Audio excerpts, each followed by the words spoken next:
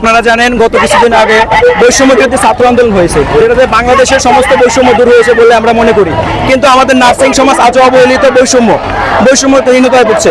যেমন যদি আপনি ধরেন, আমরা ইন্টারমিডিয়েট পাস করার পরে 3 বছর একটা কোর্স করি, diploma in nursing science and midwifery, যেটা আপনার ইন্টারমিডিয়েট পাস করে সরকারিভাবে ভর্তি পরীক্ষা দিয়ে তারপরে আমরা নির্দিষ্ট একটা নাম্বারের মাধ্যমে সরকারি বা বেসরকারিতে পড়াশোনা করি।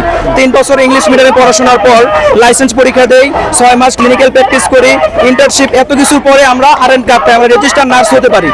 দেখা গেছে রেজিস্টার নার্স আমরা এত কষ্ট করার পরে হই। আর কিছু আছে যেটা হচ্ছে পিসিটি বা পেশেন্ট কেয়ার টেকনোলজি বলে, যারা বাংলাতে 1 বছর বা 6 মাসের একটা কোর্স করে, তাদেরকে আমাদের সমমান মর্যাদা দেওয়া হয়েছে।